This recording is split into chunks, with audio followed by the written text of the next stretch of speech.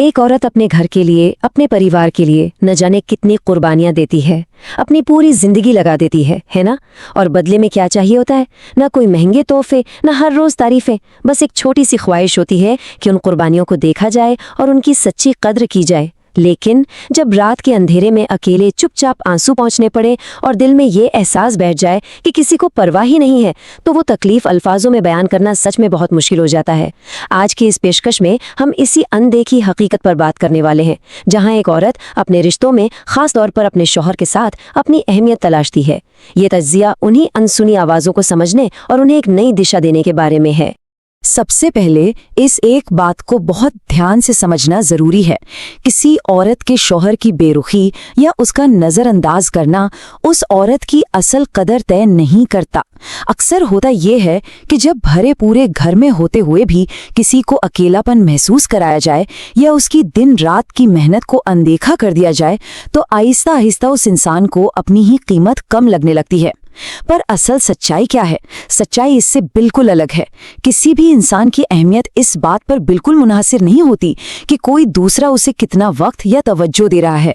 ये बात मानना हमारा सबसे पहला कदम है। अब आते हैं हमारे पहले हिस्से पर, एहसास और खुद पर इल्जाम। ये जो बिना वजह खुद को दोष देने का एक चक्कर बन जाता है ना, इसे तोड़ना बेहद जरूरी है। होता क्या है ना, जब रिश्ते में दूरी आती है तो दिमाग में सबसे पहला ख्याल यही आता है कि शायद मुझ में ही कोई कमी है, शायद मैं ही एक अच्छी बीवी नहीं हूँ, या मैं अब पहले जैसी खूबसूरत नहीं रही। पर देखिए, असल वजह अक्सर ये होती है कि औरत की अच्छाई सामने वाले की आदत बन चुकी होती है। रोज वक्त पर खाना बनाना, पूरा घर संभालना, सबकी छोटी बड़ी ज़रूरतों का ख्याल रखना। जब ये सब कुछ बिना किसी शिकायत के रोज होता है, तो दूसरों को ये लगने लगता है कि ये तो इसका फर्ज है, कोई मेहरबानी थोड़ी ना है। इसलिए खुद को दोष देना बंद करना होगा। कमी किसी एक में नहीं है, बल्कि उस नजरिए में होती है जहां कुर्बानियों को सिर्फ एक फर्ज मान लिया जाता है। और एक कड़वी सच्चाई ये भी है कि प्यार कोई मांगने की चीज नहीं है। जिस रिश्ते में ध्यान खींचने के लिए बार बार मुझसे बात करो या मेरी कद्र करो कहना पड़े, वो रिश्ता अंदर से बिल्कुल खोखला और थका देने वाला बन जाता है। भीख में मांगी हुई तवज्जो किसी को ताकत नहीं देती, बल्कि और ज्यादा कमजोर और बेबस बना देती है। इसका बेहतर तरीका ये है कि बिना किसी ताने या गुस्से के पूरी शांति और वजाहत के साथ अपनी हदों और जज्बातों को समझा दिया जाए, बस एक बार बिल्कुल साफ और सीधे शब्दों में। चलिए अब बढ़ते हैं आगे। दूसरा अहम हिस्सा है अपनी नई दुनिया बनाना। शादी के साए से बाहर निकलकर अपनी पहचान वापस पाने का वक्त आ गया है। खुशी की चाबी किसी और के हाथ में पूरे तरह से थमा देना बहुत खतरनाक हो सकता है। इस चाबी को वापस लेने के लिए कुछ छोटे पर बहुत मजबूत कदम उठाने होंगे, जैसे पुरानी सहेलियों से दोबारा राब्ता करना, अपनी जिस्मानी सेहत का, अपनी हेल्थ का ख्याल रखना और उन पुराने शौक और सपनों को जगाना जिन्हें वक्त के साथ कहीं भुला दिया गया था। और सबसे जरूरी बात, खुद से मुस्बत यानी अच्छी और सच्ची बातें करना, क्योंकि देखिए, किसी और से उम्मीद लगाने से पहले खुद का सबसे अच्छा दोस्त बनना पड़ता है। इसके अलावा माली और ज़हनी मजबूती यानी फाइनेंशियली और मेंटली स्ट्रांग होना जिंदगी बदलने वाले कदम है। अब इसका मतलब किसी से लड़ना या बगावत करना बिल्कुल भी नहीं है। इसका सीधा सा मतलब बस इतना है कि मजबूर हालात को खत्म किया जाए। अपने पैसों की जानकारी रखना, थोड़ी बचत करना, कोई नया हुनर सीखना और अपने फैसले खुद लेने का भरोसा पैदा करना बहुत जरूरी है। जब ये भरोसा होता है कि जरूरत पड़ने पर खुद का ध्यान रखा जा सकता है, तो सिर्फ मजबूरी की वजह से गलत चीजें सहना खुद ब खुद बंद हो जाता है। इस तज्जिये का अगला हिस्सा है अच्छाई और सही हुदूद। अपनी इज्जत नफ्स यानी सेल्फ रिस्पेक्ट की हिफाजत करना। घर की शांति बनाए रखने के लिए कभी कभी थोड़ा चुप रह जाना या छोटा मोटा समझौता कर लेना एक हेल्दी रिश्ते की निशानी है। पर इसके उलट लगातार होते हुए अपमान, डराने धमकाने वाले रवैये या किसी भी तरह की हिंसा को चुपचाप सहते रहना बिल्कुल गलत है। इन दोनों बातों में जमीन आसमान का फर्क है।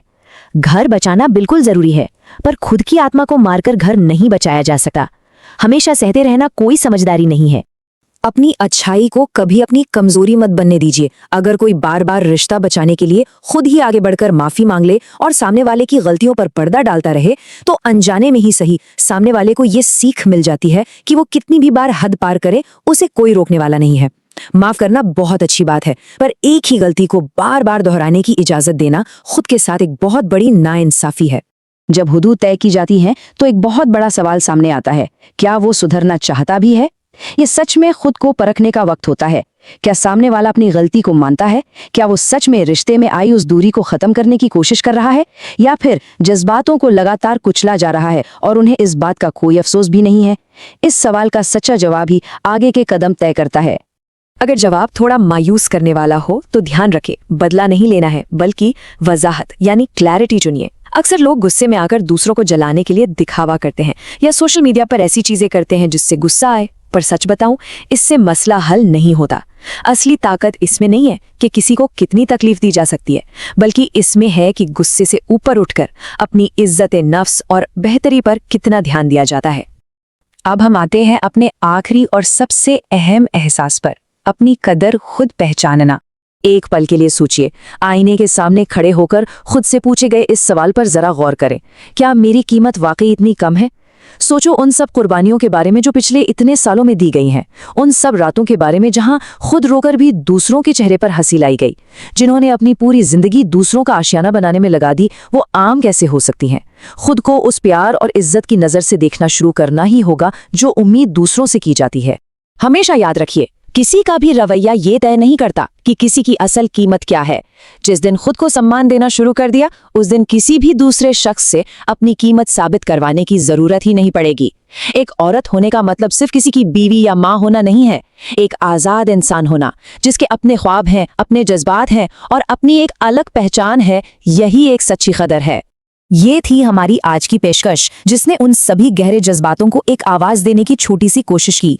अगर इन बातों ने दिल को छुआ है तो हमारे इस YouTube चैनल को जरूर सब्सक्राइब करें और नीचे कमेंट बॉक्स में लिखें, मैं खुद की कदर करूंगी। ये एक छोटा सा कमेंट किसी दूसरी अकेली औरत की हिम्मत बन सकता है, उसे हौसला दे सकता है। पर आखिर में एक बात जरूर सोचिए, अगर एक औरत खुद अपनी पहचान और इज्जत तय नहीं करेगी तो ये समाज उसके हक में ये फैसला कभी क्यों करेगा? अपना ख्याल रखिए, खुद से प्यार करें और मिलते हैं अगली बार।